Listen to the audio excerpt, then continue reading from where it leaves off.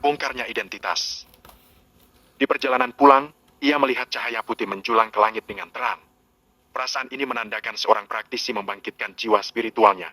Ia pun bergerak menuju cahaya itu, ternyata itu mengarah ke rumahnya sendiri. Mungkinkah kakak berhasil membangkitkan jiwa spiritualnya? Sepertinya jiwa spiritual ini cukup kuat. Gumam Xiao Peng sambil bergerak menuju cahaya yang menjulang itu. Tak berselang lama, Xiao Peng sampai di halaman belakang dan menemui kakaknya yang sedang berlatih. Dugaannya benar kalau Xiao Wei telah membangkitkan jiwa spiritualnya. Ia juga mengetahui kalau itu adalah serigala suci tingkat kelima. Selamat kakak, kakak telah membangkitkan jiwa spiritual. Ucap Xiao Peng mengagetkannya. Ih, Penger mengagetkan kakak aja. Tapi sepertinya memang aku berhasil membangkitkannya. Jawab Xiao Wei. Serigala suci adalah type jiwa yang meningkatkan kekuatan fisik penggunanya, jadi itu akan cocok dengannya yang suka bertarung jarak dekat. Tak berselang lama, kedua orang tuanya beserta kakeknya datang untuk memberi ucapan selamat. Keluarga cabang Xiao ini memiliki anak-anak jenius, mungkin itu disebabkan karena ibunya memiliki latar belakang yang cukup kuat. Sepertinya malam ini kita akan makan malam bersama untuk merayakan ini. Sekarang semua anggota keluarga cabang Xiao telah membangkitkan jiwa spiritualnya. Ucap kakeknya dengan santai. Namun ucapan dari Xiao Fan ini membuat terbongkarnya kekuatan dari cucunya. Bukannya milik Penger telah diambil? Tanya Xiao Jing. Memang benar miliknya telah diambil, namun kekuatannya saat ini terbilang tak bisa diremehkan. Sahut Xiao Fan. Kakek ini melebih-lebihkan saja. Penger masih jauh jika dibandingkan dengan kakek. Jawab Xiao Peng. Sebaiknya kamu memberitahu kami soal kekuatanmu Penger, agar kami tak khawatir tentang pembicaraan tadi pagi. Jelas Xiao Ming kepadanya. Kalian jangan terkejut melihat perkembangan yang dialami oleh Penger. Gimana pun juga kalian akan tak merasa khawatir lagi tentang rencana Penger. Ucap Xiao Fan meyakinkan Xiao Ming dan Xiao Jing. Ternyata kakek tak benar-benar menepati perkataannya. Batin Xiao Peng sedikit kesal kepada kakeknya.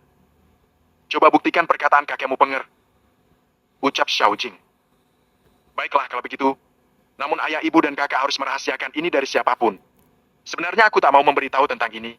Hanya saja kakek telah membongkarnya. Jawab Xiao Peng sambil mengeluarkan sedikit aura kaisarnya. Tunggu dulu. Kenapa kamu memiliki aura seperti ini? Perasaan dari aura ini sama seperti semalam. Tanya Xiao Ming terkejut setelah merasakan aura kaisar dari Xiao Peng. Tebakan ayah tak salah. Aura yang semalam kalian rasakan itu berasal dari Penger. Jawab Xiao Peng. Kemudian Xiao Peng mengeluarkan dua inti api di tangannya. Itu membuat semua orang jadi semakin terkejut melihatnya. Hah? Penger, kenapa kamu bisa memurnikan kedua inti api itu? Itu adalah inti api naga ilahi yang telah lama hilang serta inti api ungu yang konon kabarnya itu milik sang kaisar naga langit. Ucap Xiao Jing terkejut. Penger, setelah kamu koma 4 hari, sekarang menjadi kuat seperti ini. Kejeniusanmu ini akan menggemparkan dunia. Ucap Xiao Wei dengan raut wajah bangga.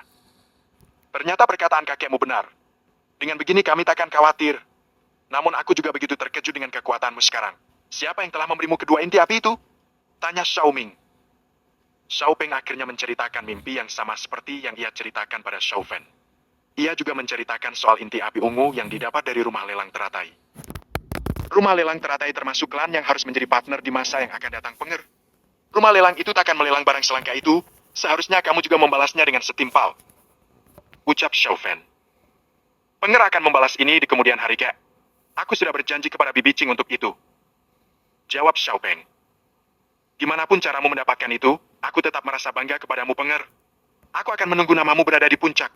Kamu sekarang mewarisi kekuatan sang kaisar naga langit, seharusnya kami takkan khawatir padamu. Ucap Xiao Ming. Rumah lelang teratai tak pernah melelang barang langka seperti itu. Kamu harus menjaganya dengan baik. Tak lupa juga kamu harus menjalin hubungan yang baik dengan mereka. Ucap Xiao Jing. Sepertinya aku tak perlu memanjakanmu lagi Penger. Ucap Xiao Wei sambil menepuk pundak Xiao Peng. Setelah lama berbincang-bincang, mereka pun tak sadar hari sudah larut. Hingga akhirnya memutuskan untuk masuk ke dalam dan makan bersama. Xiao Peng kini memasuki kamarnya setelah makan bersama. Ia ingin melihat lebih detail lagi cincin pemberian leluhur Yaosu. Jika di situ ada batu roh ilahi tingkat 6, seharusnya juga ada bahan lain yang berharga. Ia melihat-lihat hanya menemukan tanaman dan bahan di tingkat 4 ke bawah. Setelah melihat lagi secara seksama, kali ini ia menemukan tanaman tingkat 5 yaitu daun suci 1000 bintang dan akar teratai surgawi. Tanaman itu cukup berharga di alam bawah ini. Daun suci 1000 bintang ini memiliki kegunaan sebagai penembus penghalang bagi kultivator yang terhambat kultivasinya. Tanaman ini adalah bahan dari pil penembus kehampaan tingkat kelima.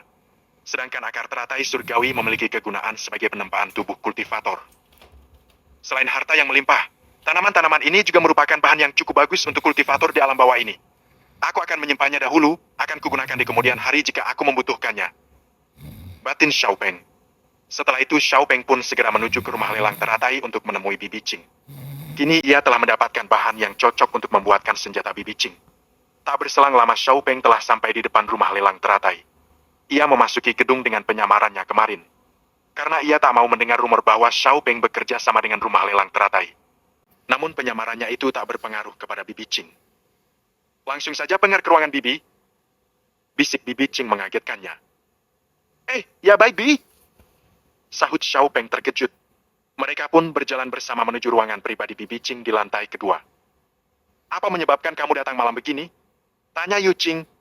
Nanti Bibi akan tahu. Balas Xiaopeng. Setelah mereka sampai di ruangan pribadi Yu Qing, Xiaopeng mengeluarkan batu roh ilahi tingkat ke-6. Bagaimana caramu mendapat ini penger? Ini batu yang sangat mahal. Tanya Yu Qing kebingungan.